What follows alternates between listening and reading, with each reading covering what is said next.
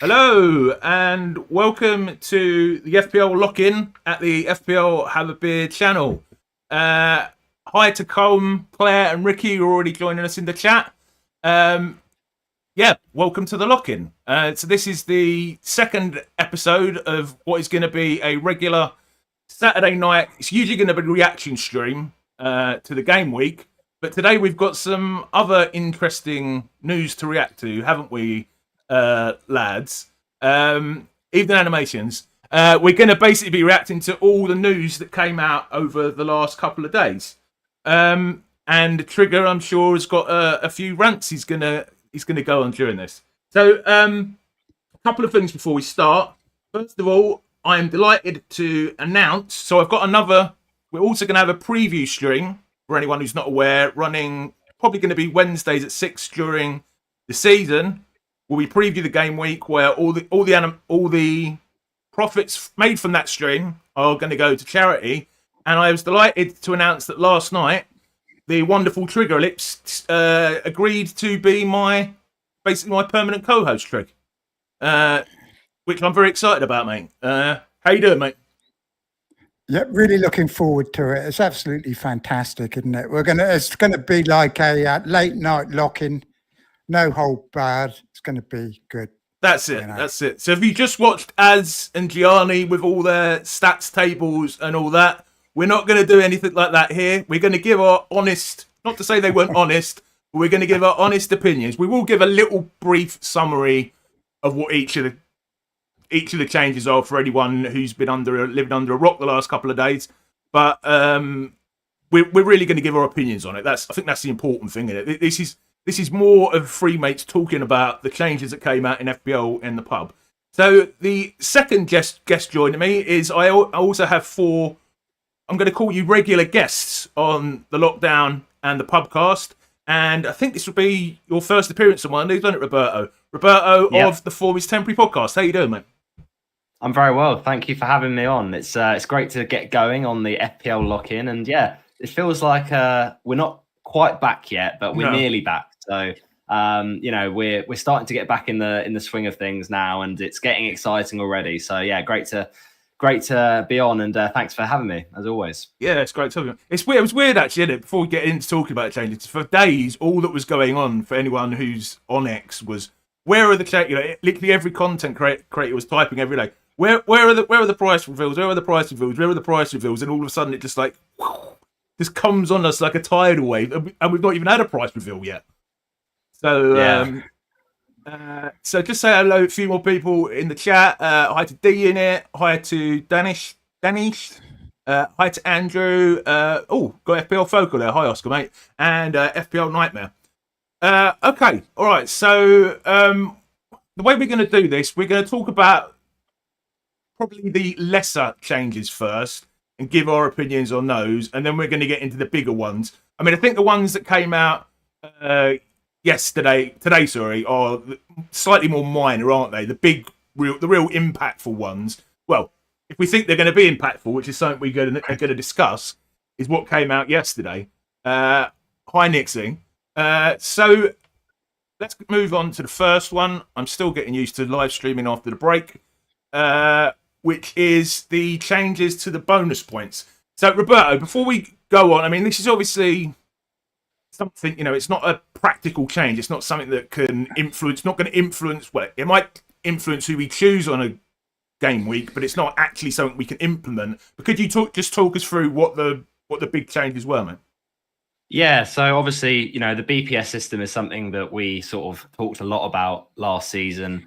And, we were a bit unhappy with the way it was sort of stacked towards forwards at times, scoring a lot of penalties, and defenders were pretty harshly treated in this regard. Unfortunately, no changes on that defensive front in terms of the way that they concede goals, and it hurts the BPS every time. So that's the same.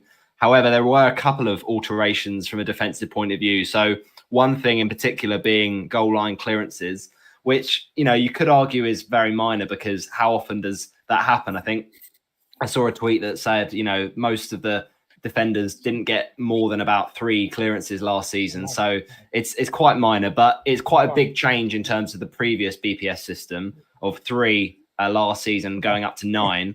So players maybe that are, hanging by the back post or are likely to be in a position to clear off the line maybe are a bit more attractive. So you could be looking a bit more centre backs.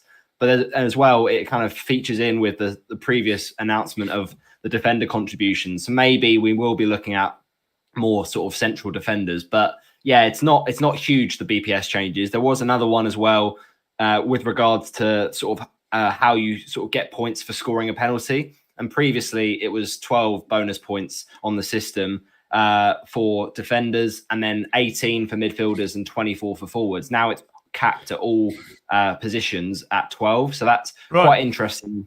It kind of does limit the appeal of some of the penalty takers a little bit. But I can't imagine it will stop us picking penalty takers entirely. Just not as much upside, which in a way is probably good because, sometimes it can swing a little bit too much towards those attackers that take penalties. So a couple of changes there. And there was one about tackles won, which is not, again, huge, but again, it could go back to why we might be picking more centre backs this season, just because, what was it previously last season? It was based on successful tackles earning 2 BPS in the system. And what that was basically the most sort of total of tackles won minus the tackles lost. And then it was like a total from that. Whereas now it's basically purely on the tackles won. So there's not going to be anything taken away from that total.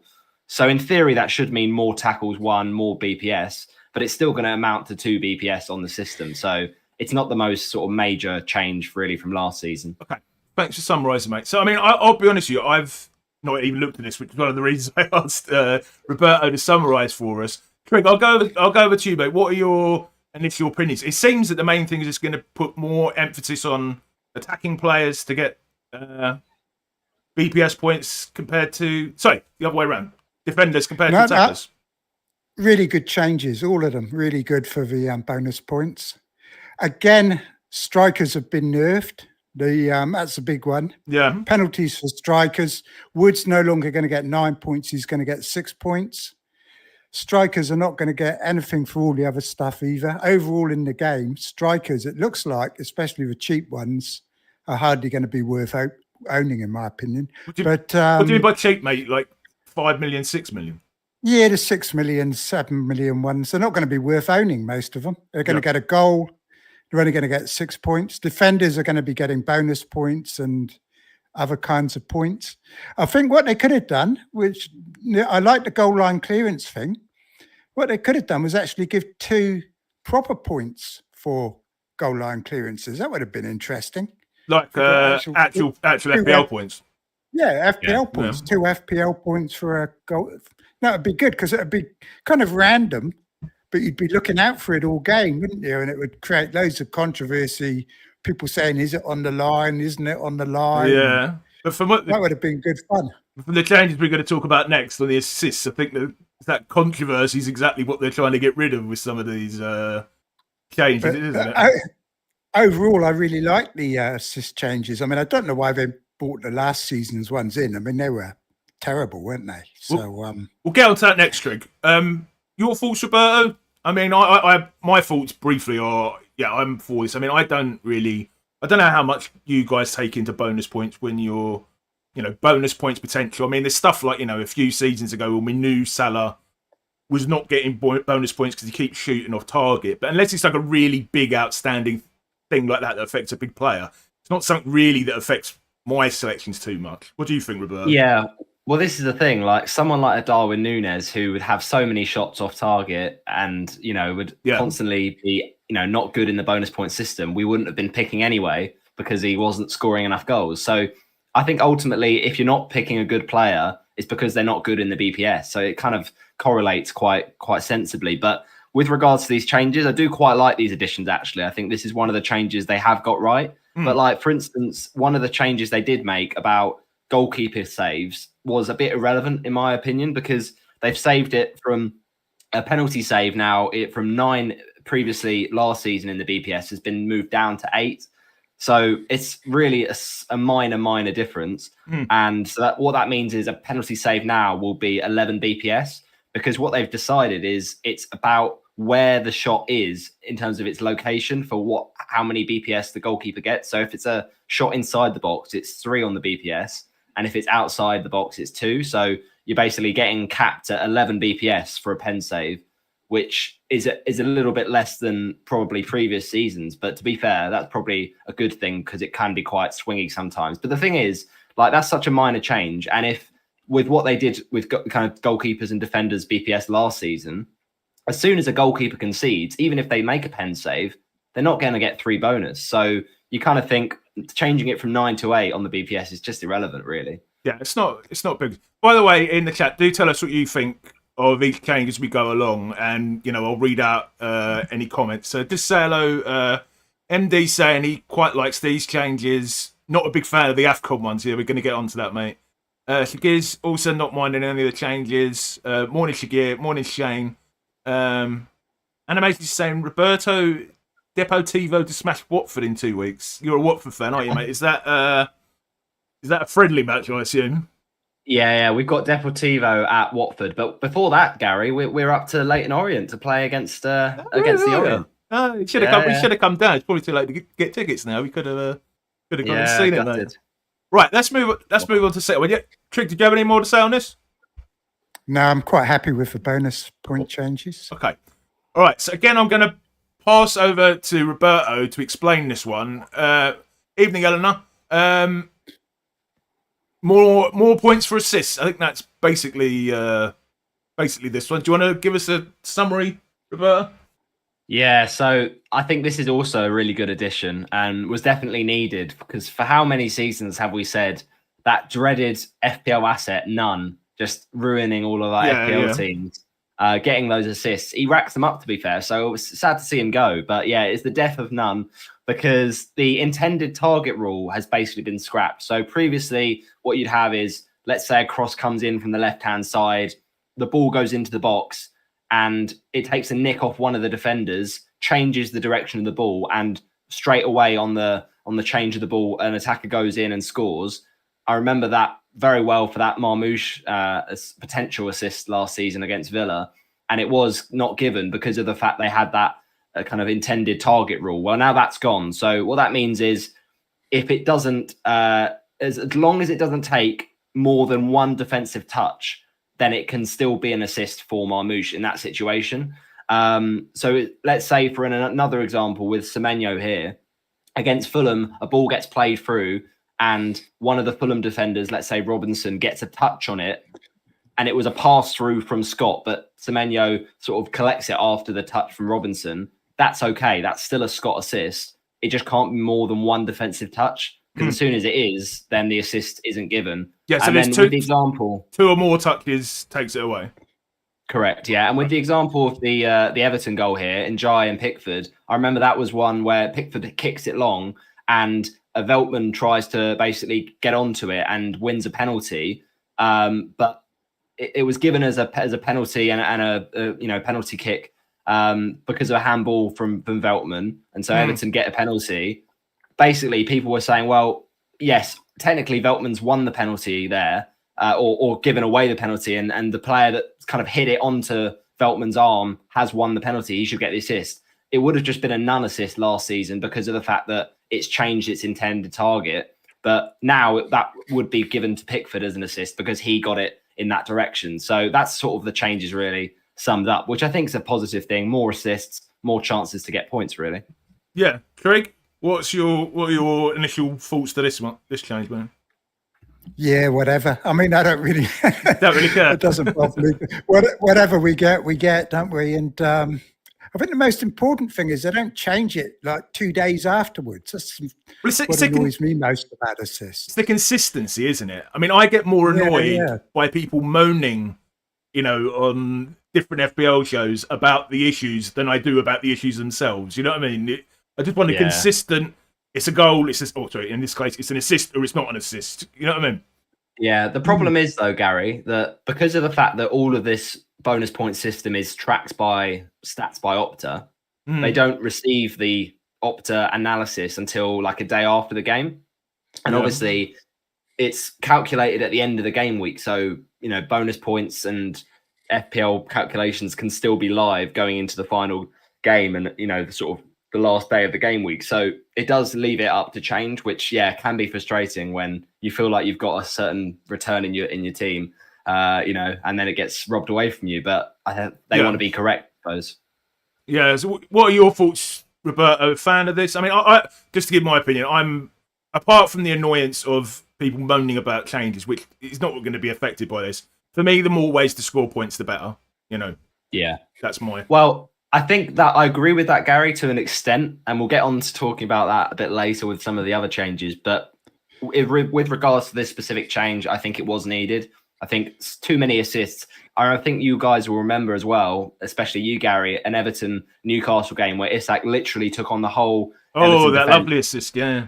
And didn't get the assist on that day because of the fact of that intended target rule when he didn't get it. So in that respect, you've got to award assists like that, I think, and it is good for the game in my opinion. Yeah, it's one of the best assists I've ever seen. All right, let's just have a quick look at the chat. Nightmare is saying, doesn't the keeper getting BPS for saving doesn't the keeper get BPS for saving a big chance? That would be a factor. If so, genuinely true. Yep, that's true. Savio saying is long-term planning pointless. I think we'll get onto that towards the end of the stream, Savio. Where we'll talk a little bit about, maybe when we get to the chips, I guess. MD saying bench boost game week 1 looks good. Yeah, we're going to get onto that when we talk about the chips as well. Hi, Paul Hustler. And yeah, classic FPL. We're going to get onto that in a bit as well, aren't we, Trig? One of your ideas. All right, let's move on to the. So I would say those two are fairly minor, aren't they? They're kind of like, I don't know, sweeping up making minor changes behind the scenes. These ones are the ones that are a bit more interesting, or a bit more consequential, perhaps. So the first one, controversial. I mean, so I was having some voice notes with Steve-O this morning. I hope he doesn't mind me saying this. And first of all, we know that ads is. So I'll say what it is first of all. So we basically get all the chips we get in the first half of the season, across the season in both the first half and the second half. Obviously, we already had the wild card twice, but now we get the bench boost, free hit, and triple captain from game weeks 1 to 19. So I'm pretty sure Az had. He pretty much admitted in the stream he did with Gianni that he may have helped push this one along a little bit because I know he has been going on about this probably since I've been watching him. So Steve-O said to me this morning he was hoping for these big changes, all the things that were being discussed, and he just literally said to me, "Double the chips. How inventive!" Yeah, in a slightly sarcastic way. So Trig, let's come to you first with this one, mate. What are your thoughts, mate? Well, D-Unit wants me to have a word for him on this because if we're going to have these extra chips, why do they have to be the same? Why have they just doubled them? Like Steve-O said, it's just lazy. The point he was making, no imagination. We could have had a maximum captain chip, like in the Club World Cup. There's all sorts of chips. I mean, they spent the whole year having that FPL challenge last year, where they did different ideas. Why not bring 3 of them in for the chips in the first half of the season? Yes. Yeah, so do we need it? Do we need a free hit when we've got extra transfers coming up as well? I mean, chips and transfers is just ridiculous. Well, so we're not going to get loads of stats out in this. We will give our opinions briefly on where we might use those first ones. But yeah, Steve-O was saying to me, ones they could have brought in, vice captain and captain get double points. The one where is it limitless chip where you get unlimited money to spend for one game week. It does seem a little bit reductive to just repeat them, doesn't it? Limitless would be great, wouldn't it? Yeah. And it'd be different. I mean, I wonder if partly, the one good news, which I've not got in the slides, is, of course, assistant manager, which was very unpopular in most avenues of FPL land, has gone. But maybe they were worried because of that, about introducing another chip. So they just thought, let's keep with what we got. I think that's definitely right, Gary. I think they got so much backlash, and I think rightly so for the assistant managership, which I just didn't think was a great idea at all. I think they've just thought, we really need to be careful here. We don't completely lose part of our sort of engaged audience. So let's just make sure we don't go wrong, because we'll go with what we've already had that's worked. It's just, like Trigger said, like Nick said, I mean, it's a lack of imagination. And I think if anything, people are arguing, oh, well, it means we can play a bit more aggressive with our chips. We can use them in single game weeks. But how many times do we mess up these chips? It's just more opportunities to mess them up. And I just think, it will just make the template a little bit stronger, in my opinion, because there will be only sort of certain weeks that we can use in singles to kind of play a triple captain. It'll be Haaland or Salah probably against one of the promoted clubs at home. So then it's just is there much sort of impact and fun from it if we know that there's going to be another triple captain later on? I don't know. It's just, I'm not really feeling it. Well, everyone moans about the second half of the season, everyone becoming template because of the kits. Surely there's a danger.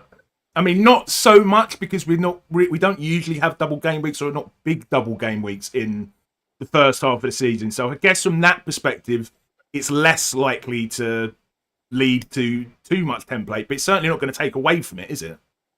No, but the thing is, lots of people are talking about Game Week 1 bench boost already. So if they are, that is going to lead to a pretty template Game Week 1 team for or anyone that does that strategy. Pretty template bench, I guess, yeah.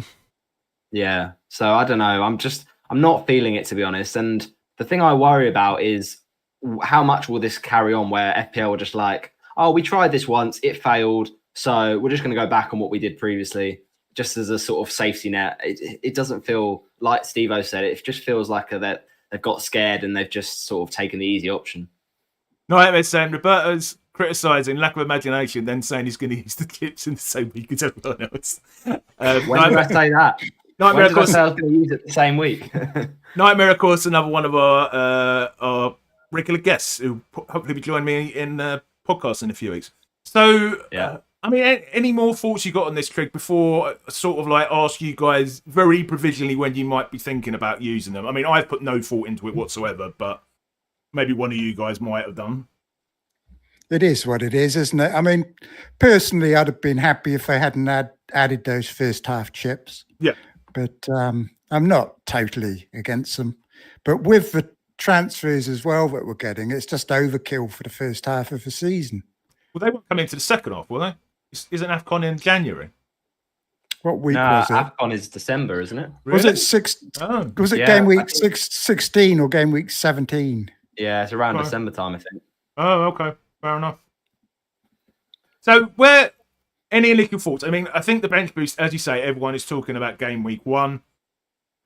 There's another option now. There's another option now with the bench boost, which is for a week after we use the 5 free transfers. Yeah, I think it's 17. Is it 17 maybe? Yeah. Yeah. You can use your free transfers to set up a bench boost, or some of them. Or after you wildcard, because that's usually when your bench is the strongest as well. So you have to wildcard in the first half of the season. So I guess there are multiple opportunities, really, too, aren't there? Might not be as template as we think. But then if you wildcard even earlier, I mean, people hate wildcarding late in the season and stuffing their bench full of players costs money. When there's only 5 weeks to go, they're not going to want to do it when there's 25 game weeks to go. Yeah, exactly. But, I mean, I've had a little look at it. I've had a little look, but I can't say I've decided anything. But free hit, I think it's the hardest to decide, because it's just you use a free hit usually for a blank game week. And so when there won't be blanks, it's you could actually just get less points, in your free hit team than the original team with 2 free hits. I just think it's just, I mean, wildcard could be setting up a bench boost around game week 17 or something. But again, I'm not too fussed, because again, as Trigger said, we're going to get those free transfers with the AFCON. So maybe 12, maybe 13. But yeah, honestly, I'm not too sure at the moment. It just feels a little bit too unnecessary, this many chips this early.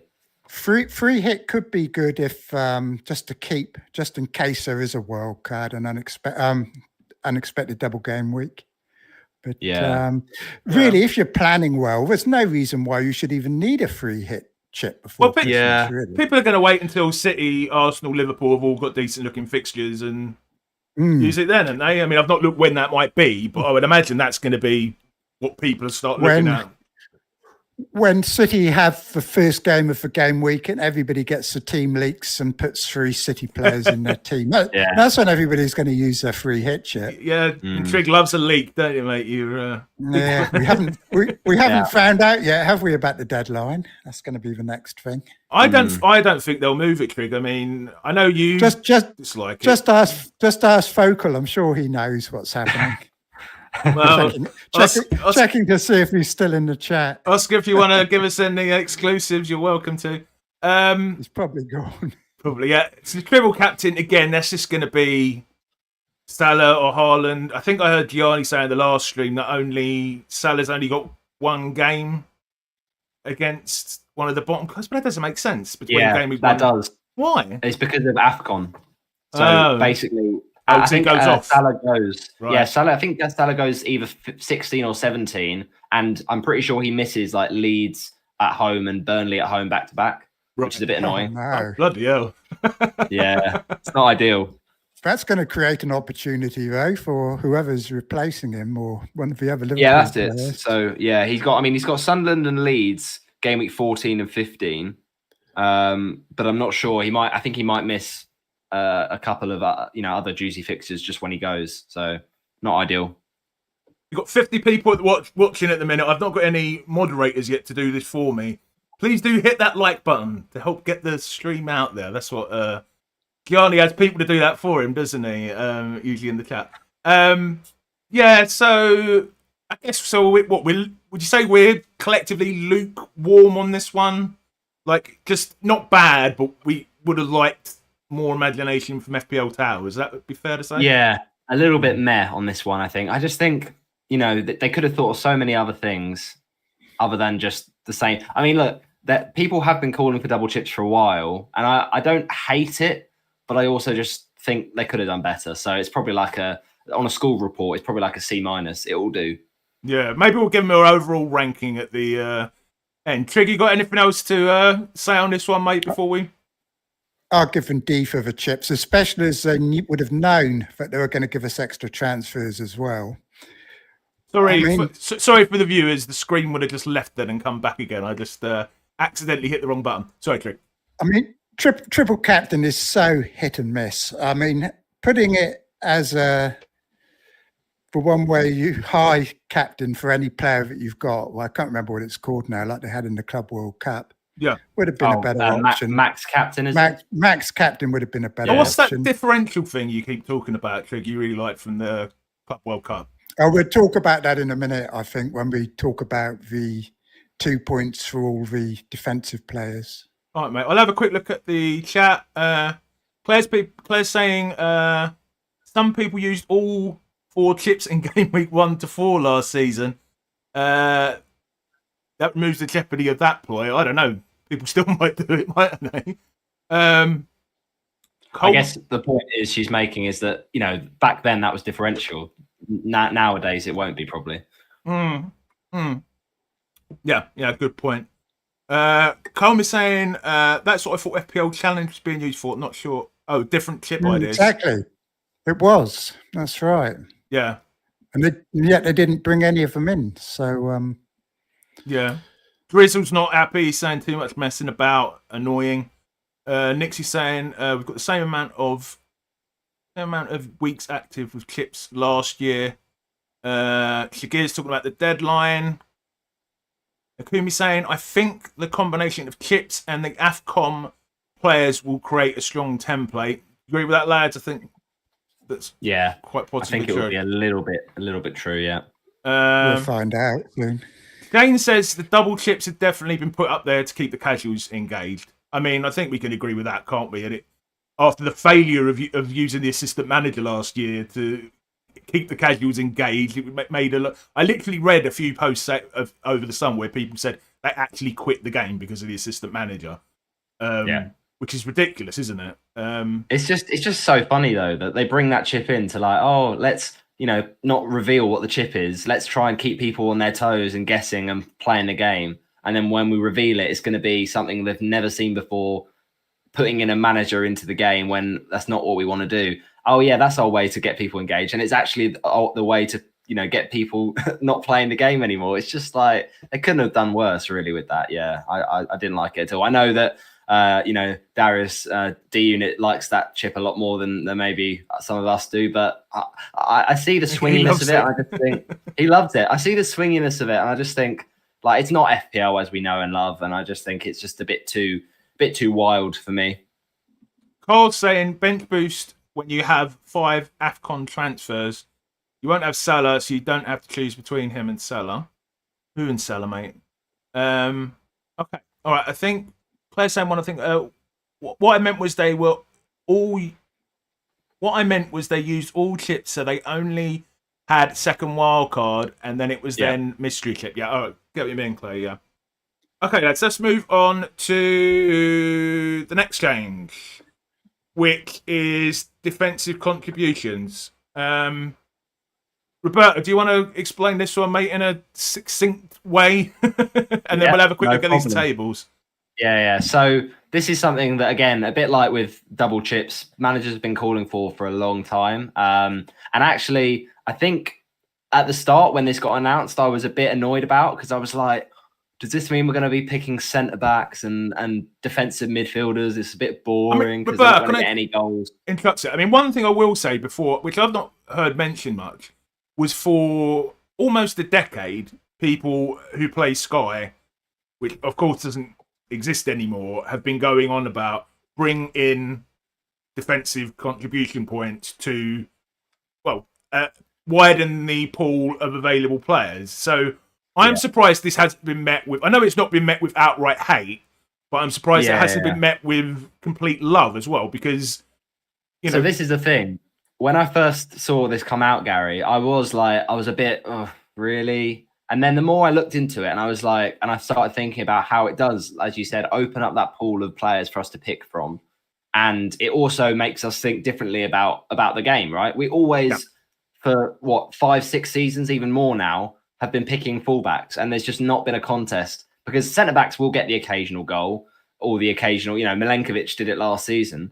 But it's very rare that we do get enough to make it worth it. And, you're just going to always pick the attacking fullback. Now, I think we are weighed up with a decision because you've got the addition of the BPS. Robert, I cut you off. Could you explain what it is before we talk about... I cut you off when you were doing it. Sorry, man.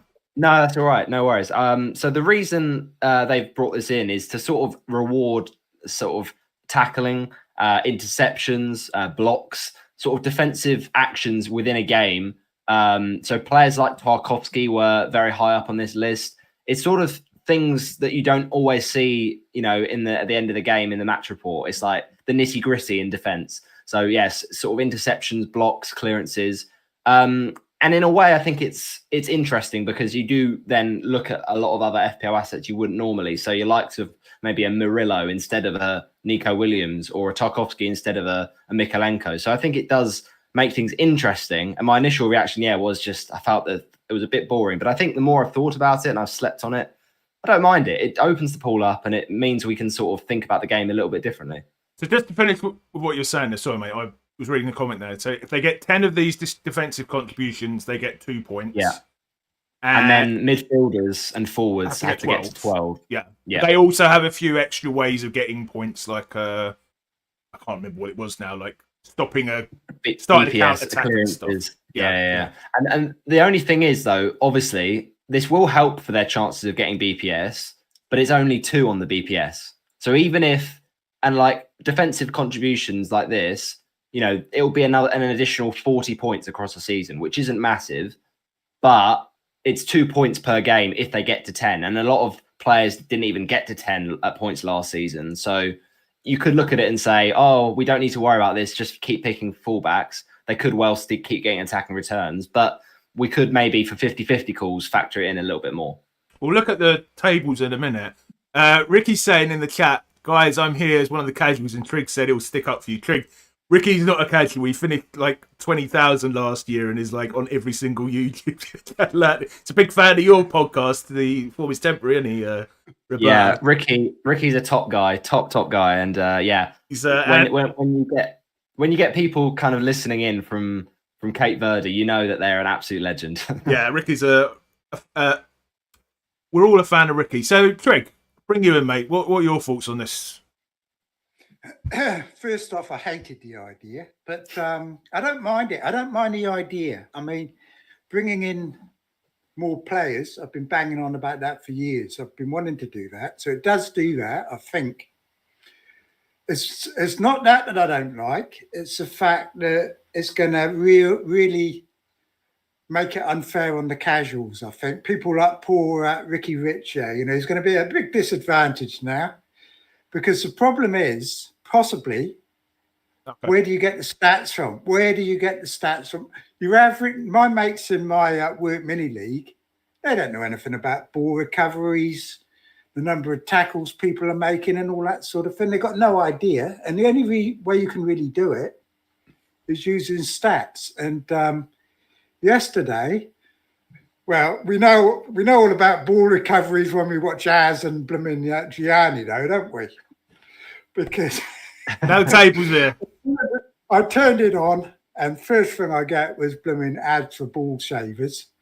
But there's none of that here, is there? None of that here. I'm sponsored by Robinson's Orange. Yeah, I'm nice and hairy down there. Anyway, well. get back to it. That was my main complaint about it. People, unless they've got the stats really clearly on the main site, it's going to be very difficult for people to know. And also, it's like not what people want to watch football for, is it? You're looking for assists and goals and all that sort of thing, and it's very negative. And people aren't. Look, I spent 2 hours looking at stats yesterday, and I think I'm going to do bloody well out of it. To be honest with you. It's going to be good for me. It's going to be good for you, and it's going to be good for other engaged managers. But what I would have preferred to see is what they had in the Club World Cup, where you got 2 extra points, exactly the same amount of points, but you got 2 extra points for picking a player that was owned under 5%, because those differentials, those players are by definition players that aren't highly owned, which would help move away from a template. And it also gives you an excuse to go and search out differentials, players that we wouldn't even bother even thinking about, would we, in normal terms? Whereas this change, it is just so predictable.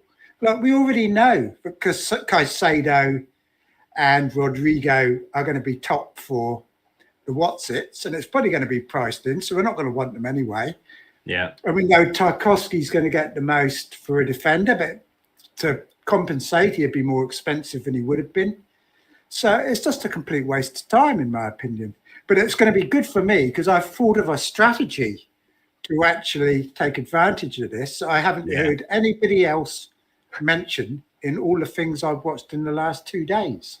So, I'm still going to do all right. You're going to do all right. But the casuals are just going to look at it and they're not even going to bother with it, are they, when they're picking their players? This is the one I've thought about most because you made a video on this yesterday, was it? Or today? It might be today for you.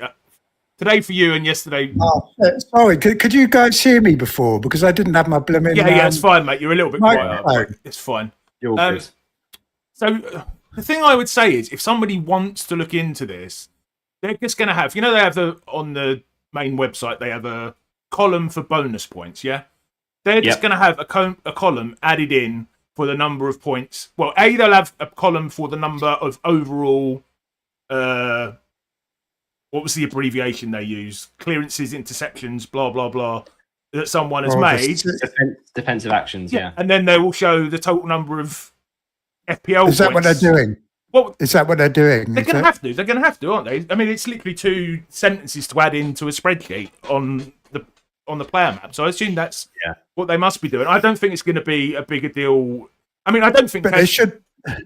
They need to have the stats of previous years as well and everything, I think. Yeah. Yeah. But I don't think it's going to be this big. I think the point you do make, which maybe is, in my opinion, more valid, is the fact that things like FPL Review are obviously going to be able to map this a lot better than a casual would be able to. I do think the information will be there. I just don't think it will necessarily be used by the casual as much as someone like me, yourself, and Roberto. It is very, very model friendly. Very model friendly. Like you said, very easy to put into a model. The outcomes are very predictable, and review users are going to have an advantage over managers, even like ourselves. For look at a few stats, we might look at XG and all that type of thing, but we are not able to put a team of 15 players together as well as something like review can. When you've got all those extra variables, and it does play more into their hands, I think. Yeah, but I think, to be honest, like this change in particular is a little bit like what we were talking about with the BPS in terms of the successful tackles, only being 2 BPS anyway. Like, I don't think it's going to completely revolutionize the game, this change. Yeah, because but these aren't BPS, though, are they? These are proper points. I know, but it's only being capped at 2 points, is my point. If you get up to 10 defensive contributions, it's only an additional 2 points. Sorry, so it's not, you can have 4 or 5 of your players. We should have also said that they can only get 2 points. If they get 20, they don't get 4 or 6 points. Sorry, Kim, I didn't mean to interrupt you. Which is why I think that Tarkowski's not that great, because, like, for example, he's going to be getting 20 points every week, but you only need 10 points. So there could be other players that are not as well known as him that are going to be getting like 11 or 12 points every week. It could get just as many points as him in real terms, because they only need 10 points.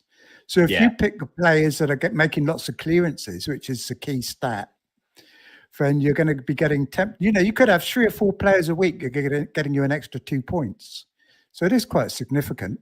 I mean, the other thing, lads, which Gianni did touch upon in their stream earlier, was the pricing is going to be key here, isn't it? So let's look at the. But hang on a second. What everybody has missed with this thing, this new rule, is not so much the players it boosts, but the players that it is nerfing. It is making wingers pretty much redundant for a lot of wingers. People like Mitoma. Why? No need, because they are not going to be getting any of these points. But it's only 2 points. Yeah, it's only 2 points. You keep saying it's only 2 points. But that's like an extra 20 or 30 points over the season. Makes a lot of difference. I was just going to say, it depends how you think. Nick Roberto say what he was going to say. Go on, mate. So, no, I was just going to say, it depends how you think the games are going to go. If you think they're going to be KG 1-0s and there's going to be a lot of defensive work for the midfielders to do, then I agree, Nick. Going for these defensive mids or these centre-backs could be a good play, because I think you've got to pick players from teams that are going to have to do a lot of defending. If you're picking like Virgil van Dijk, how many defensive actions is he going to need to do in a game? Well, not that much, because he probably won't be that under pressure. But a team like a Brentford or an Everton might have to do a bit more, maybe. And Trig, before I bring you back in again, in terms of like Mitoma, okay, right, Casado might be able to get. We've got the graphic up here. Right? He got 42 extra points. Let's say over a season, that's an extra point for him a game. Mitoma can go and get 2 assists and get 6 points, or score a goal and get 5. Do you know what I mean? I'll let you go. Come back in, Trig. Sorry, man. Okay. So if Casado, right? Let's say he ends up with exactly the same amount of points as Mitoma over the season. Casado is a better asset. And the reason why Casado is a better asset is because his points are much more predictable. Sure. Like, he's going to be getting like 5 points, sort of 4 or 5 points minimum every week. Whereas you buy someone like Mitoma, unless you hit them right at the right time, you risk, you buy these players in and they get nothing, and you end up, whereas Casado is going to be producing all the time. You don't have to make transfers, because you can just leave someone like that in your team. You don't have to worry about fixtures with those players, because like Roberto said, it's in the tough games where they get the points. Yeah. So They save transfers for you. So having one or two of those is going to be really useful. Let me put this. And the next point.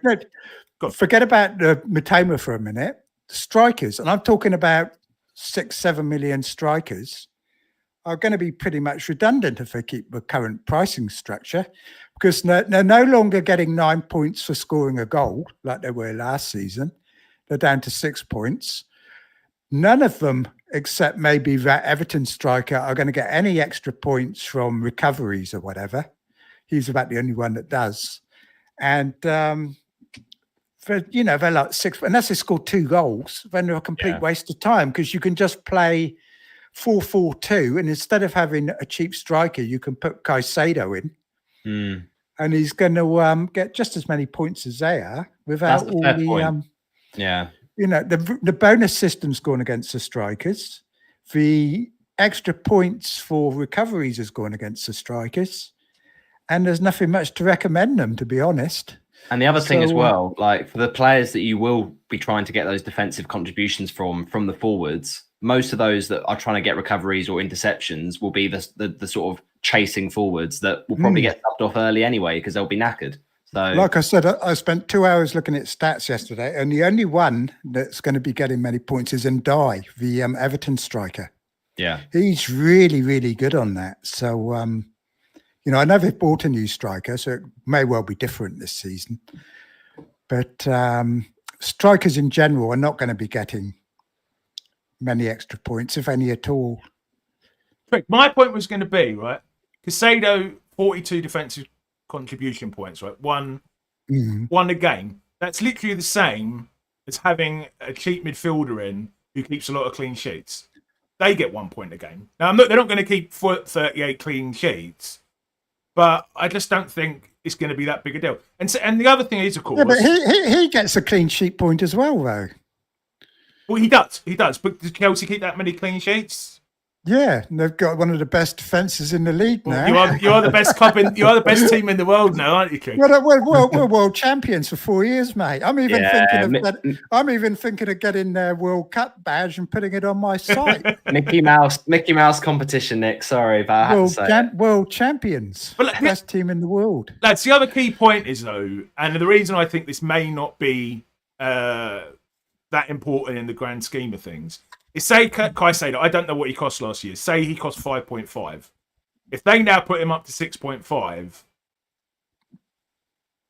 who gives a monkey's? This is what I'm saying. Yeah. If they price them accordingly, then they might as well not even done the change in the first place. So yeah, if I don't like it, which is if why they price them up, had differentials. If they price them up, I'm going for the cheaper, more attacking player for sure. Like that, yeah, same. I'll go for your Rodgers from last year. But if he came in, what did he come in at? 5 million. The whoever that pre-season hype person is going to be this season. So just to finish off on this one, lads. Then, so I'll come to Nick first. Overall, I mean, just to give my point of view, I don't think it's going to make that much difference unless they mess up the pricing somehow. So I don't really. I mean, it is nice at least that like Caicedo now would be an option. That's all I would say. Craig? I think it will make a difference if they don't price them as they should. Like people were saying, oh, it's great, we're going to have loads of 4 million defenders now getting extra points. And I said, well, you're not, because they're no longer going to be 4 million. So we're going to have to wait and see, It's going to be difficult for them to price them up, isn't it? Because you can't really have 4 million defenders if they're getting 2 extra points every week. But it could be good for our benches, I guess, at least. I mean, it should make the bench boost a bit better because we can put the likes of Caicedo. They're perfect to put on your bench in a bench boost. If they're 5 million. You're pretty much guaranteed to, if you put 3 of them in on your bench, you're guaranteed to at least get 10 or 12 points from your bench boost. I mean, I think just got to hope two last season. Yeah, we just got to hope that all the 4.5 defenders don't get priced up to 5, because then we're just going to be in the mud when it comes to defensive subs, like 4.5 subs. It's just going to be impossible. This is it. But you never know. They might make the likes of Mitoma cheaper because, like I said, Mitoma's no good anymore. So they might make those sort of players cheaper, and the cheap strikers might be cheaper. Can't So wait like for you said, Matomas to have a Roberto, breakout season. Yeah, like you said, Roberto, then we're going to go back and pick the attacking players anyway, aren't we? Yeah. So Yeah. it all remains to be seen, I think. Okay, lads. Should we move on to the next one? So we've got 72 people watching. So just say, please do like the stream. Please do subscribe if you first time watching the channel. Just have a quick look through the chat. It'd be really useful if we had a moderator who could like pick out the really interesting cats. So I think we're gonna have to try and get one of those at some stage. Who's trying to saying, is it me or does it take a hell of a lot more effort and planning to get a good rank? Thoughts, lads? Well, this is the thing. I think this season, the changes to the game has meant there will be less strategy and planning because we are going to kind of get gifted transfers, gifted routes to points. Previous seasons, though, I absolutely do agree because the player base is getting much tougher now. You know, to get a good rank, you have to sort of think a lot more about making transfers with, you know, the next 3 or 4 or 5 weeks in advance. But as we saw last season, it's hard to plan sometimes because we get these double game week announcements, you know, out of nowhere and these sort of mystery chips revealed. So I think, yeah, it's harder than ever to plan, but I prefer planning. And I think this season of changes just takes away that, unfortunately, because it looks like a lot of the kind of amount of transfers and free players we can get makes it a bit easier to make changes. Trig? Yeah, we haven't talked about the 5 transfers yet, have we? Are we doing that next? We're doing that next, mate. We're doing that next. I'm just going to go for a couple more comments. Shane, who's a channel member, if you want to check out channel memberships away, please do hit the join button. Planning to start the season with a decent 13, maybe 14 players. Last season, it made rolling transfers easier and sitting on 3 to 5 transfers meant you could be very flexible. I never got to more than 3 transfers, lads. I think I got to that once. How did you do with that last year? I never. Yeah, it never happens, does it, Nick? Because we always get an injury crop up, or you know, you make a mistake and you want to change it and rectify it quickly. It's just it never happens, does it? It didn't for me. I had Solanke and Dye, and all the ones that got injured always seemed to be in my team. So I never got past 2. Sandri seems to be desperate for opinions on their team. Sorry, Sandri, we can't rate a full squad during a live stream, but do feel free to give your thoughts on Sandri's draft in the chat. All right then, lads, let's move on. It looks good, Sandri. Looks good. I see you're going to get a lot of extra points there from your defensive bonuses. Yeah. Well, we don't know the prices yet, so it might be 5 million over budget. Well, that's the other thing. Yeah. I mean, all right, let's get on to what I think is probably the most contentious one, lads. The AFCON transfers. So for this one, all managers, I'll literally read off the slide. All managers will be topped up to the maximum possible number of 5 free transfers ahead of AFCON, regardless of how many they made before. Now, I hope Yelena doesn't mind me saying this. I was texting Yelena before we started, and she told me that she thought she just made a whole video for a channel. She thought that it might have meant that we managed to get up to 10 transfers, and then sort of rewatched it. She was going to have a go at me now. She's in the chat and realised. So if you only have 2, if you have 2 free transfers, and to be honest, I made exactly the same mistake as Yelena. You know, you're only then going to get boosted up to a maximum of 5. So you're only going to get an extra 3 transfers if you've already got 2 free transfers. But anyway, This has obviously been made from the fact I should have added in the table that Fantasy Football Scout about how many African players are actually in the league. But I don't think any 3 of us are going to be a fan. I am. Yelena's laughing. I hope you don't mind me sharing that, Yelena. I made the same mistake. Roberto, I'll come to you first on this one. Well, yeah, I mean, as you made a point there, Gary, about the number of African players in the league. I mean, I just think it's absolutely bonkers that they've even considered bringing this change into the game, because let alone viable players for the FPL team. Yeah, well, firstly, yeah, I mean, outside of Salah and Bumo, maybe Wissa, there's not that many players we'll be having anyway. But secondly, there aren't that many African players in the Premier League, full stop. So it's barely going to affect most of our squads if we've got good teams. And thirdly, the fact is, the whole point of FPL is we've always had our AFCON every 4 years. We've always been able to plan easily ahead in advance, because if any FPL manager doesn't know how to plan even 3 game weeks in advance, then I worry for them. So, yeah, for me, this is just not needed at all. And especially now we've been given 2 free hits. You know, a free hit in the first half and a wild card in the first half, that's easily going to help us sort out this game week 16, 17 sort of conundrum. I just think it's absolutely, this is the one where I was like, right, now they've really, the rest of the changes, yeah, some of them okay, some of them good. This one was just taking the mick, I think, honestly, because, yeah, I just don't think it's that deep. Like 5 transfers ahead of game week 16 when, yeah, literally you could just save, you could be on 2 ahead of game week 14, save 1, and you probably get through with 3 or 4 transfers. It's not that deep. So, yeah, I think this is actually crazy because you could literally have 5 free transfers and plan ahead just for this moment, and then it doesn't matter because they'll give you 5 anyway. So, yeah, not a fan at all. Trig? Well, it's obviously ridiculous in the fact we don't need it, and we had a free hit that we could have used for that. But, however, now it's arrived, I quite like it. Because really, because I like it because I'm going to change. change. I'm going to be changing my strategy to what I normally do, which is to be aggressive early on, build up transfers. Like Roberto said, I never saved up any transfers last season, so I'm going to be playing my normal early aggressive game to build up funds, get money in. So I've got lots of money for game week 17 when I play my free hit, my bench boost, and. You've got to work with what you've got, and I'm going to try and take advantage of it. And no, we didn't need them, but we've got them.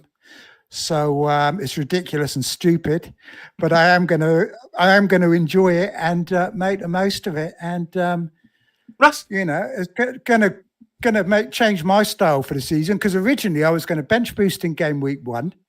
I was going to then use those good bench players to save transfers for the first 5 weeks and plan ahead and do it all sensibly. But now I'm not going to. I mean, what's the point? I mean, they've basically given us 4 wild cards this season. We've got a wild card for game week 1. We've got a wild card between game week 1 and 19. We've got 5 free transfers in game week 16. That's another wild card. And then we've got another wild card for game week 20 to 38. Like, how many wild cards? And it's going to become the strategy now. All engaged managers are going to use all their transfers up by game week 16 to get the 5, aren't they? Well, you have to. You have to, don't you? It's wasted, isn't it, if you don't? Well, I hadn't thought of it until we started talking about it, lads. Yeah, it's good. Well, that's going to add to a template strategy at the very least, even more then, isn't it? Yeah, I mean, Oscar said it in the chat, though. Like, as I was saying about the African players that would actually go to the tournament, there's barely about, as Oscar says, about 5 notable players we'd actually want anyway. So, that's 5 transfers for the entire, pool of good players we'd actually want to take out. It's so pointless. Honestly, I can't get my head around it. I can't believe they've done it. I mean, surely Mark would have said he didn't like it. And you would have think they wouldn't have gone ahead with it. Well, to be fair, we don't know what influence Mark's had, do we? I mean, I know that you have your special lines of knowing what's going on in FPL Trig with other people don't. But we don't know how much influence that do. You've got to ask Focal if you want to know what's going on. Yeah, he knows everything. It's funny how Focal's videos come out 30 seconds after an official FPL announcement. But he's just very, very quick, isn't he? He's a brilliant multitasker. He's a brilliant. Oscar's an absolute pro. He's always got the scheduled tweets ready to go. He's also got a time machine, so when the news comes out, he can travel back in time a couple of hours, make his video, and then upload it. It really is quite impressive. So I think we're all down on this one, then, lads, aren't we? No, I told you I'm. You're still down on the idea. Yeah, it's a silly idea, but now we've got it. I'm looking forward to it. It gives me a good reason because you know what happens every season, right? The season starts. Someone that we haven't even considered is going to go and get a hat trick in game week 1, and is going to look absolutely fantastic. And we're all going to go and buy them. We're all going to be using our transfers. So I'm just going to be doing my usual early transfers, play aggressively, build up some money. I do it every year. It worked last year. I got a shit start, but then again, that extra money came in really handy in the second half of the season. So, I think that the people I think it harms are the review people, the ones that are very, very patient and save up 5 free transfers. The likes of Fabio Borges. great manager. Yeah. Always saves up transfers, like 4 or 5 transfers. Those sort of people are going to hate it. And it's going to hurt them more, I think. I think I saw a thing of like, you have to make transfers now. Yeah, it almost forces you into it, doesn't it? Like that's the thing. Like I think it was someone who finished about 50th in the world last year was saying how they literally took no hits across the whole season. Whereas now, if we're just getting handed free transfers, like taking hits are just going to put you at a massive disadvantage. So I don't know. Like you could argue that, you know, with AFCON, if people plan it, you wouldn't need to take hits, but it just makes it so easy for you to miss a few weeks and then that's it. You don't need to make transfers and take hits anyway. It's good for the casuals, and I don't mind that because they're at a big disadvantage with the blocks and assists and all that sort of thing. So, you know. Well, let's give them something. Quick look at the chat. Oscar's in here. Claire. So FPL did say it's best. You have no FTs left in Game Week 15. All right, so they are trying to prompt people a bit. Andrew's saying he's now really come round to that. Yelena's saying she actually quite... To be fair, now the actual chip seems absolutely fine. Yeah, well, it's better than having 10 free cancers as me and you thought. Focal saying he knows absolutely nothing. He's pleading his innocence. I trust Focal with my life. Fair play, mate. So, lads, before... Oh, by the way, I'm going to be using Focal's fixture ticker on my videos this season. Because he's kindly said I can... I've never used Focal's website. Is it a good... good it's incredible. Excellent. It's so good. Not all the boxes are filled yet, I think, on there. It must be waiting for the season to start. But it's really good for looking after the game week, especially. And it's an app, isn't looking it? at the... Yeah, it's an app. Yeah. It still looks good on the website. Okay. So what I was going to say is, should we give an overall rating? And let us know what your overall rating is in the chat of the chips in general. Trig, do you want to go first, mate? The whole thing? Yeah, like on a school grade card, you know, A+ to F. F. Yes, I thought you were going to be positive, you tweeted. Well, I'm happy with... Go on, then. Well, I've worked out I like them. Well, I don't like it. I mean, this is why I put a tweet out today. I put a tweet out today saying... You keep changing with the wind, Nick. Come on, make your mind up. Can we have classic FPL to run alongside the current game? So tell us what that is. Tell us your idea there, Drew. Classic FPL is the old game that we always used to have with just one wild card, nothing else except the ability to save up 5 free transfers, which is the only good change we've had in the last 10 years. So basically having a purist game to run alongside the main game. It would be easy for them to set up. Not many of us like playing the likes of FPL Challenge and all that. Yeah. Why not have a pure FPL game to run alongside this one? And it would be so good, so good. You know, I went on there today and I put that tweet up. I've had about 300 people like it. Lots of people. Sean Tobin came on and spoken to me today. He was one of the original members of the face group I founded years ago, along with likes of Fabio Borges and co. Top manager. Facebook, you mean? Yeah, Facebook. Yeah. Sean Tobin, top bloke. He was saying to me he misses those old days of when it was just for a pure game. And a bit of it might be nostalgia, but it was the perfect game. Well, we were saying before we started. Why can't we have the option of both games? You look at computer games like World of Warcraft brought back a classic version, didn't they? Like computer games do that because people want it, you know, without all the bells and whistles. And I think why not give us that opportunity? Yeah. No, I think it's a fair point, Nick. Like I've just seen B Rich's point in the chat about, you know, give me the old school, make it harder, not easier. Like I know that FPL are trying to cater for the casuals to get their overall engagement up, but you just think the skill level is just dissipating as much as they make these changes for the casuals, because then we're not relying on so much skill, we're relying a lot more on luck, because if people are on similar strategies, it takes out that sort of planning and that strategy where you like to strategically save a transfer and hold a transfer here and take a few hits here. So I just think it is going to converge into a mess of like everyone doing the same thing. But I don't know if that's me. I mean, this game is going to be fun. Don't get me wrong. Having chips is fun. Yeah. Having extra points for things is fun, isn't it? Getting extra transfers is fun. But in terms of a pure game, intellectual game of skill, it's not good for that, because we've only got 38 game weeks. You've got 10 million players. And we basically got 9 game weeks, haven't we? 9 game weeks where we're using a chip. 9 game weeks, which are pretty much down to luck. You got your triple captains basically come down to luck, bench boosts, a whole lot of it. And we're also up against all the review people and the models and everything else. And it's, Yes, Craig, I just like to see a pure game. We were saying before we started recording, we both, well, I don't know about you, Roberto, but we've both been Football Manager players in the past. Like the version to that, like Football Manager, I can't remember what season it is. I think it's like 99 or 2001. It's so popular. CM 0102 or whatever. Yeah, like Shearer and a young Henri. I think he's like 17 in it or something. Is really popular. So Roberto, what would your it's better because it's simple.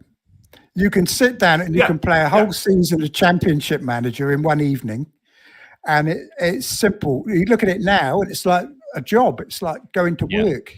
And this is the thing, like FPL, I like it when it's simple. Like when we had the assistant manager last season, it became too complicated when you were working out what's the difference in places. This adding more chips in, I know that they're the same chips that we've already had, but adding them twice and adding the defensive contribution points, to me, it just makes it too complicated. I know people. I know people, like FPL, but also like we have busy lives outside of FPL. So when it's like this much chips, this much chaos, I just think it gets too much. It's just too much chaos, I think. Roberto, I'm going to come to you, mate. What's your rating? Overall, I mean, when you factor in as well the removal of the assistant manager chip, I think that's an absolute like tick in the box, because that was absolutely essential. They did that. I think the only ones I'm not happy with is the double chips, because I think it just makes it too template and is a lack of imagination, and the free transfers for AFCON. Everything else I'm really pleased with, particularly the assists and also surprisingly defensive contributions, because I didn't think I would be. So I think overall this is like a C+. It's okay. It could be better, but yeah, I think it's made worse by those introductions of the free transfers for AFCON. Okay, so I'll just go through the ratings in the chat. David Hamill was given 2 out of 10. Cole's given a 10 out of 10. So it shows the variability in terms of the reactions of the community. Focal's given a B+. We have another rating too. Shane's given a 7 out of 10 or a B, generally happy. Grizzle's given a 0 out of 10. I think he's just rating the AFCON rule there. What's Nightmare saying? When people say they make the game too easy for casuals, what they're really saying is, I'm scared the game will be harder to do well at. Yeah, I wouldn't disagree with that. That's exactly true. Sidewalk Street Lighting's giving a 10 out of 10. And Nicola is giving, sorry if I butchered your name there, mate, a B. AFCON makes it not an A. I'm going to go for a C. I think, the AFCON, well, the assistant manager going down means, guys, I love my tier lists, so I'm used to going up and down on things. Assistant manager means it can't be an F. I think let's not clip that. Let's not clip that. The background changes, I think, bring it up to a C. Defensive contributions, maybe a C+. I think the AFCON obviously is a big negative for me. Even if you like what it might do for your season, like Craig, I think it's a stupid idea. And what was the whole point I was going to make? I think they could have been more inventive with the chips. Just replaying the chips twice is, just think, be more inventive. But right, So we were originally going to do this stream before the announcement started coming out as a draft. We were basically going to create 3 drafts and have a competition between ourselves. And at the time, interesting though. At the I was time, going to say, Gary. sorry, let me silly for At the time we were doing that, Trig asked me to include this table. Sorry, go Roberto, and then I'm going to ask Trig if he still wants to have a chat about this table. Whilst I remember, I do think it's interesting how, no one knows this, of course, in our brilliant little group chat about how you asked for the drafts to come in. And it was very much like, we were waiting to see yours, Gary, and we never got to see yours. But I never got them back, did I, mate? I'm just thinking, it's convenient that the draft idea got scrapped. When you saw mine, you probably thought, oh, that's it. Roberto's won. So I don't want to lose. As Mr. Bateman says, all those drafts, complete waste of time. Nick, you had a 5. We got you to do a 5 at the back after we were bigging up 5 at the back last week. And I'll tell you what, my 5 at the back now looks absolutely superb because the new rules make that 5 at the back look brilliant. I think if the prices are down for defenders, and I would not rule out going 5-4-1 this season. But Nick, the problem is players are not priced too highly. The problem is, Nick, you haven't got João Pedro in your team. That's a big problem. In midfield. In midfield, exactly. Game changer. Greg, do you want to tell the viewers what this is first of all, and then say what you wanted to talk about with it? I don't even know what you want about, but I want to, before you do any of that, I just want to say about the changes. Go on, mate. I think the worst thing about it for me is that it's going to, all the big content creators like it because it's going to drive traffic to them because people pretty much this is your rant. Confused. They will all be confused about the new points for the defensive midfielders and everything.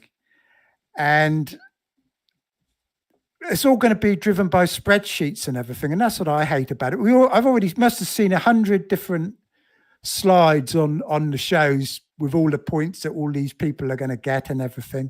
And I just find it all boring, to be honest. And I just want to watch for games for assists, goals, clean sheets and everything else. And that's a fundamental change that I really don't like. In the fact we can't even sit down and watch a game and we're not even going to know how many points our players are on while we're watching the game, whether they've got extra 2 points or not got an extra 2 points. It's only a little thing, but it's kind of annoying.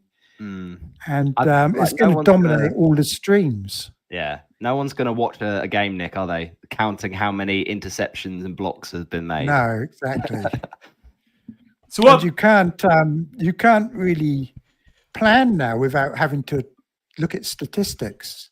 So this is because you can't. Sorry, this is Rob T's. I'm sure you've all heard of Rob T watching, who does was it best bet made it out of spread betting odds, isn't it? The predicted goal contributions for the season.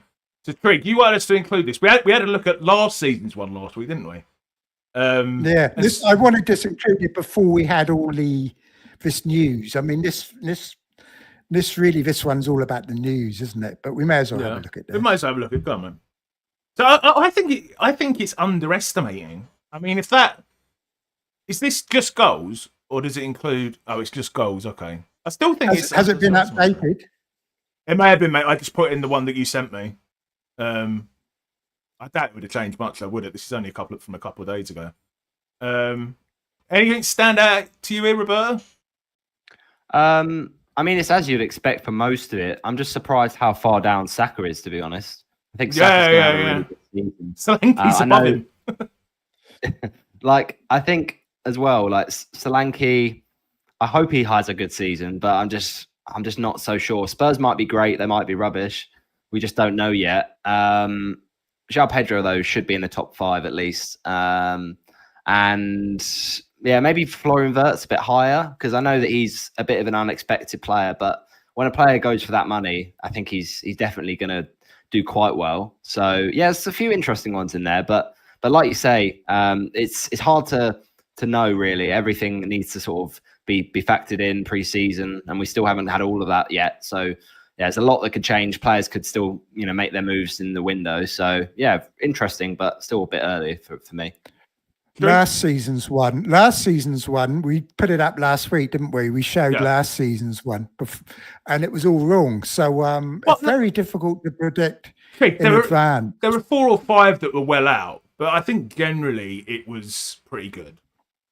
There were some really outstanding, terrible ones, I'll admit, but I think they had Visser on 6 goals. They had Wood on 7 goals, and but I mean, it's very hard to predict in advance, isn't it? The point is, it's only a rough guide, isn't it?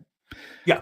I mean, some of those in the second column will end up with more than most of them in the first column, but we just don't know which ones it's going to be, do we? So it's pretty impossible to really predict. I mean, Saka, I think they're going to get that new striker in, aren't they? Who could well take penalties off Saka. So Saka wasn't that great last season. He's also got Madueke's now joined. And Saka did get injured because he was overplayed. And they've got a lot of games in Europe. So I think we could see more rotation with Saka this season. Yeah. They don't have great fixtures to start with anyway. So I think I'm higher on Palmer to start the season with than I am Saka.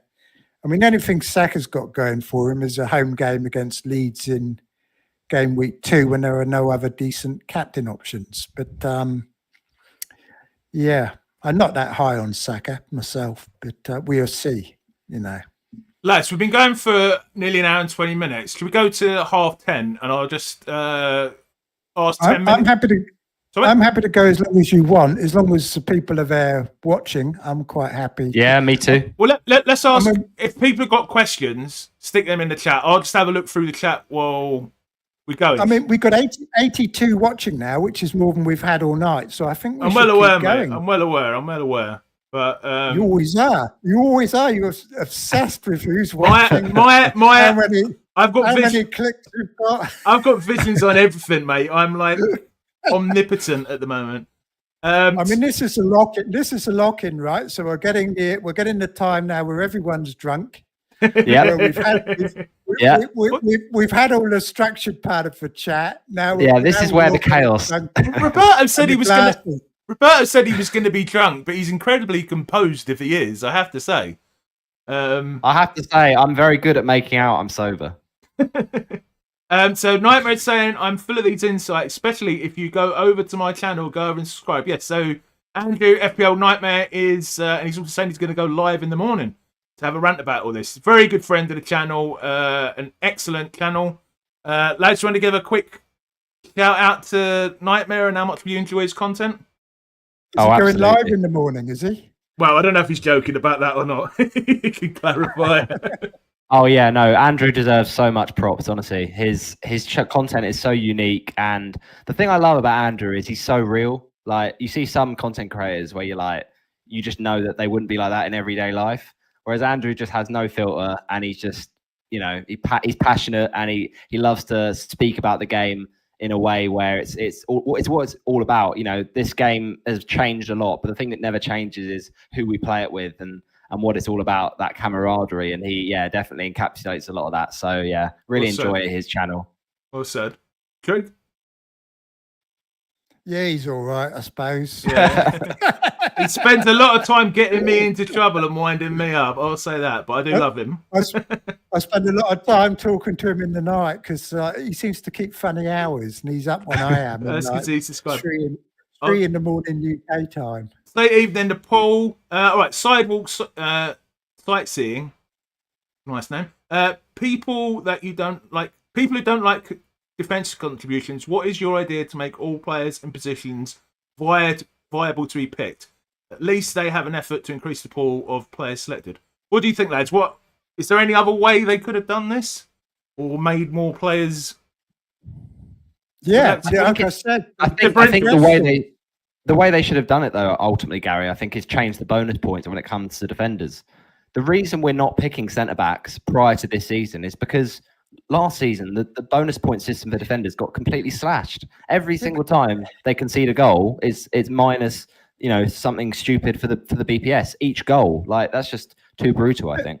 But that doesn't make a huge difference, though. And the thing is, if they hadn't done this, everyone would have just been picking 8 Nori, somebody else, like Kirkes, And, you know, we'd have all had the same defence, basically, if it wasn't for them bringing in this new defensive system, wouldn't we? We'd have all had the same three players. But that's what I mean, Trigger. Like, you know, last season, the clean sheets were so important because every single time a player conceded. But then what we saw for most of the season was there weren't clean sheets anyway. So we'll probably still be picking these attacking fullbacks. I don't know if these defensive changes, these contributions, is really going to change our mind that much when there's no clean sheets to go around anyway. Just that someone's. I was all for giving an extra point for a clean sheet. Nice and simple, easy to implement, and it would have bumped up defenders' points. I don't know why they wouldn't just do something like that, to be honest. Nikolai is saying Wirtz, based on his Bundesliga. I looked at his numbers. He had 12 assists and 12 attacks. Sorry, 12 goals and 12 assists in 30 appearances last season in the Bundesliga. To 10. Well, it's goals, isn't it, I guess? Actually, yeah, it being goals, I think does make sense, Nikolai. MD saying Watkins being below Palmer is a little odd. Do you agree, lads? I think that's I don't disagree. Nightmare's saying he's embarrassed. Yelena's saying Nightmare's the best. There we go. We're our goal by the end of the season is to get Andrew up to as many subscribers as FPL Focal. That's our goal, lads. That's our goal. We'll be well on our way after today. We need to get Az on. I need to go toe to toe with Az. Well, no. Did you not see Nick? Did you not see Az's comment? He wants to be friends with you again. He's always my friend. He's a good sort. Yeah, Az is the top bloke, top guy. Oh, Az is just in it. Hi, Az. So I'm going to say I am going to round up at 10:30, lads, because I've just had a text. So I have to go and do so. So if you have any questions, please put them in the chat. We'll go for about another 5 minutes. Yeah. Oh, well, I'm waiting for questions. We'll plug. So again, I'll be doing this every Saturday at 9 o'clock. I don't know if we'll go every Saturday between now and game week 1, but we certainly after game week 1 will be. We'll see what we've got to talk about next week, Trig. With Trigger, who is my co-host for this, and 4 of our guests, our regular guests, who are Roberto, FPL D Unit, Andrew, FPL Nightmare, help me out, guys, Steve-O. And Steve-O from Elite FPL. Yep. And the podcast will be, I think, at Wednesdays at 6, with 2 or 3 of my with Trig and 1 or 2 of my co-hosts, and we're also going to try and get some special guests on, like I think Gianni's the first one. We're hopefully going to try and get on. He's not actually agreed yet. As now he's in the chat, he's definitely going to come on. Focal is definitely going to come on. They're all going to be on, aren't they? They're all. If I say they're going to be on now, they have to come on. They have to come on. So Nick's saying, oh yeah, that's a good point actually. More price changes coming tomorrow, you reckon, guys, or price reveals? What do you guys think? Well, he's asking us. What do we think? I don't think they do it on a Sunday. I just don't. I don't reckon they're going to do it. I reckon they're going to open. They did it today. What price changes? No, but they released information today. Oh. I don't think they've ever released information on the weekend before. True, but I just don't think they've ever done price reveals on a Sunday. Like Saturday, maybe, but now they've not done it on the first day of the weekend. I think most likely it will be Monday price reveals and then potentially Wednesday launch. Don't they get the clubs to do the price reveals? I think they do. Yeah, I think they do. Yeah. So they wouldn't be doing all that on a Sunday, but they could just open on the Monday. We don't know, do we? It would be funny. Hang on, Az, you missed me saying that the new 5 transfers is good. That would have given you a shock. You should have been here for that. Because it's probably going. But no, it's. I reckon they're going to. I hope they don't open on Monday because I'm at work. So yeah, it would be fun though. I think the recent seasons that the price reveals has just been a bit boring. Like. Yes, they're trying to do it to get hype of people that don't know the games are launching. But like, if you just release it all at once with all the prices when we open the game, it'll just be so fun. It spoils the actual launch, doesn't it? But what would have been hilarious if they just opened the whole thing without telling us about any of these changes? Imagine the chaos. That would be class. That would be It so would good. have been uproar, wouldn't it? Absolute uproar. Andrew is reminding me to say every single penny that is made from the FPL podcast, so it's not tonight, today's the FPL Lock-In, the FPL podcast, our preview stream, will be going to charity, will be going to Street Child United and Mind. I don't know what... I've just seen as his comment. Big glad there's As no his words comment. to that. Yelena shouting up the stairs. Love it. Love Can it. I just say? Can I just say to Yelena, thanks for yesterday, Yelena. That cheered me up a lot, because I was a bit worried yesterday. Oh yes, we don't need to go into details of that, Trig, but yes, Yeah. yes. Sidewalk had a comment. Are promoted players now defenders now viable over players like Virgil van Dijk? Lads, your thoughts? Nope. Not for me. No, Because for me, we're not going to be picking, like, with all due respect, we're not going to be picking Luke 09 just because of the fact that he gets defensive contributions. Trig? What are we talking about? Do you think now? Do you think because of these defensive points changes that promoted defenders basically are going to be viable options? Well, they might be. I mean, it depends. If one of those teams turns out to be good, then they could be very good options, couldn't they? What Yeah, were Leeds like this is- defensively? They're not great. I read their XG was as good as Burnley's. I may have read that wrong somewhere, even though they didn't concede. I mean, you're the championship man, Roberto. Yeah, well, the thing is, I remember this happened at the start of this last season, that everyone was like, oh, Leicester's XG in the Championship was really good. It happened the season before, a few seasons before that with Watford. We had a record-breaking Championship defensive season, and then we went straight back down because we were conceding goals every game. So, honestly, let's not read into it. Leeds, yes, they were okay at times, but they still leaked goals. And, I mean, a lot of that was down to Messier, and, he probably won't play now. So that's good at least. But the thing is, I just don't see Leeds suddenly turning into a great defensive side. Burnley under Parker, maybe, but Steve-O will say his piece on that. So, we'll have to see. But Yeah. Got any other questions? Ricky Rich saying it was my first season, and I used the content creator as a model as more of a confirmation bias. What do you think on this? That's what they all say. They all. That's what I say about FPL review, isn't it? Yeah, exactly. broken record. I couldn't get through a live stream without mentioning saying how much I love FPL review. Good old guys.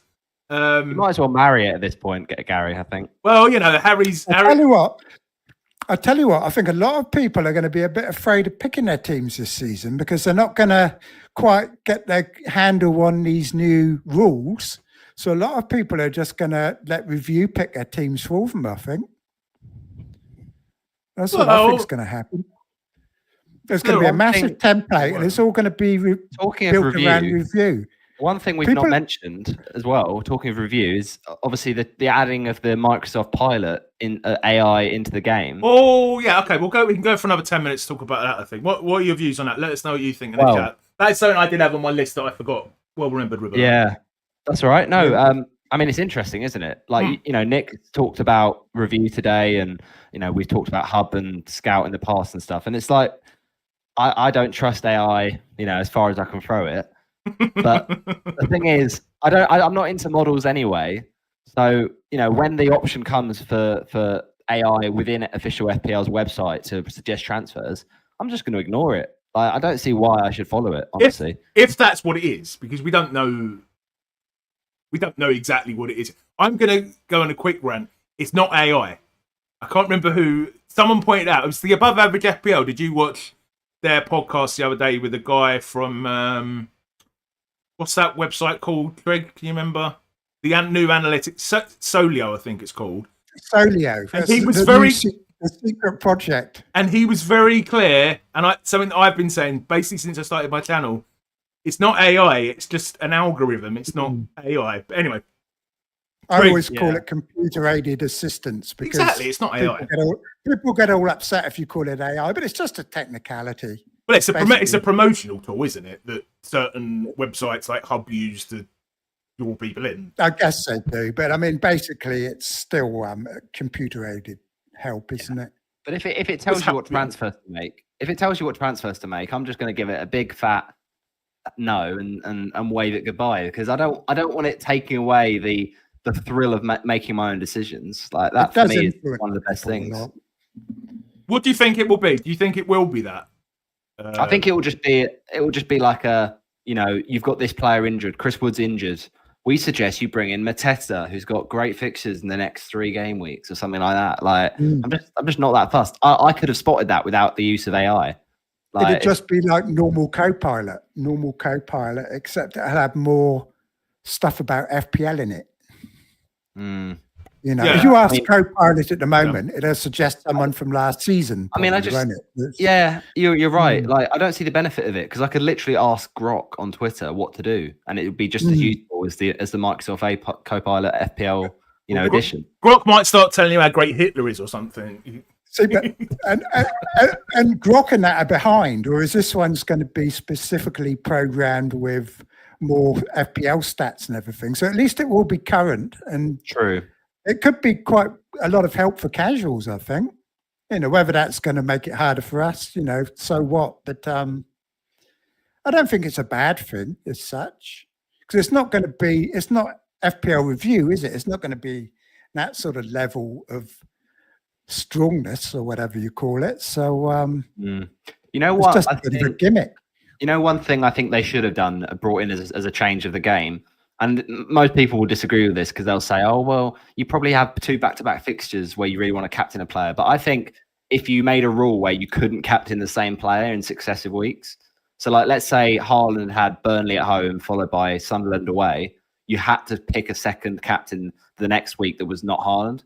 Just even if it's another Man City player, just to make the template of captaincy a little bit less. Yeah. I'll just read a couple of comments out from the chat. Claire is saying he's still disregarding advice by Hub and Review. I think he's very much in your court there, Craig. MD saying release the prices 4 hours beforehand, not 24.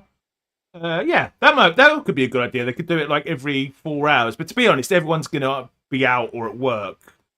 My fault is this either. I noticed Focal's disappeared when we're talking about when the game's going to launch. I wonder why. It's either going to be Monday and they just launch it, or it will be a full week of price reveals and go on Friday. I'm predicting one or the other. I just hope it's not Friday, because I think by Friday, I might have given up with FPL. I'm tired of waiting. Well, Ads and Gianni seemed fairly sure earlier in their stream that it was going to be Monday. I mean, they didn't say that, but they sort of were strongly hinting towards that, should I say. Vogel is still here. Well, you didn't comment on what was that? The game opening on Monday? They think a game's going to open. They said Monday or Tuesday, I think. I think Wednesday. Tuesday. They said early week, basically. Yeah. Thanks very much, Andrew, for your comment. Really appreciate that. We did have words beforehand, Andrew. They've pretty much given us all the changes now, haven't they? They haven't mentioned the deadline. That's the only thing that worries me. Yeah. Which means it's probably staying the same, isn't it, if they haven't mentioned it? Yeah, deadline. I don't think... I know that you're a big advocate of changing the deadline always, Trig. But we've discussed... Me and you have discussed this many, many times to no end. I just don't think there's a good solution. I don't think there's a solution that's going to make everyone happy. So I reckon they'll just leave it as it is. That's my... And you'd think the transfer system's going to stay the same as well, because we were talking about how we'd like to see a lockout at weekend and all that sort of thing, but I can't see that happening now either. No, probably not. Lads, I think also, sorry, one thing just to end on, and I know Stevo's gone on about this a lot, and I agree with him. I really wish this season they just have a bit of transparency on the price rises. Like, tell us on the evening or even early afternoon, 100%. This player is about to go up in price, because it could just make an absolute huge difference, even for casuals, not just engaged managers. Exactly. It's unfair on the casuals. A lot of casuals don't even know that these sites exist where you can go and find out who's rising when and all that type of thing. Yeah. Lads, right, we're gonna wrap up there. Before we finish, I'm gonna ask you both, Roberto, can you tell us where else you can find us? Where can we find the Form is Temporary podcast? when will you be doing your first episode and stuff like that? Thanks, mate. Yeah, no. So the Form is Temporary podcast, you can find us in 3 places this season where we've branched out a little. So we're on Spotify, Form is Temporary podcast, on YouTube. I've rebranded the YouTube to be sort of purely Form is Temporary now. Well done. So follow Form is Temporary podcast on YouTube, and also we're on Apple Podcasts now. So search for Form is Temporary there, and we'll be able to join in all the fun. And we've got Kanji FPL formerly of FPL Roundtable, who's been appointed as our 4th co-host. So we've got myself, Chris, Jack, and Kanji. So it's going to be a really good, fun season. We're really looking forward to it. And we're recording our first pod actually this Wednesday. So it will be out Thursday morning. Looking forward to it. Little sort of chat about potentially the game launching, but definitely some of the rule changes for the game. And you get some big guests, don't you, on there? You've had Az, Focal, Sam Bonfield, loads of people. The biggest guest of all, of course, being me. I'm looking forward to my second appearance. Hoping to get you on this season, Nick, if you're up for it. Trig.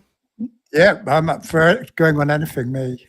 Lovely stuff. And Trig, apart from being my permanent co-host and being able to find you on here on Saturdays and Wednesday, where can people find you, mate? I'm sure everyone knows, but...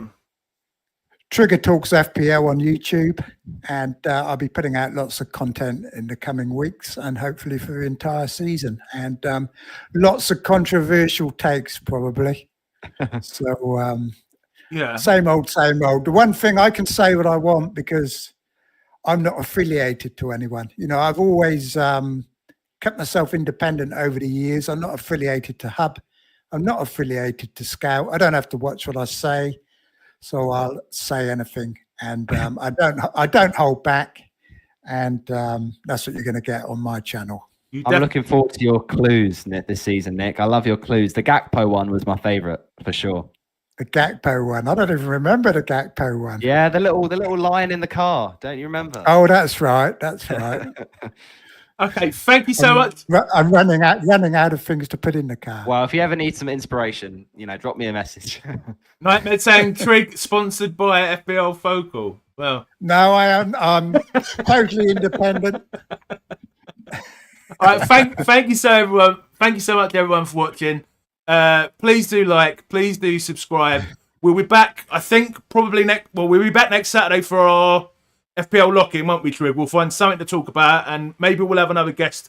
Thanks so much for coming on tonight, Roberto. And the podcast is going to be at 6 o'clock on Wednesdays. We haven't decided, I haven't decided quite yet if we're going to go this Wednesday or leave it a week. But we will be here soon, and I will post as soon as we have decided. Thank you so much for joining, everyone. Have a good evening. Cheers, guys. Have a good one.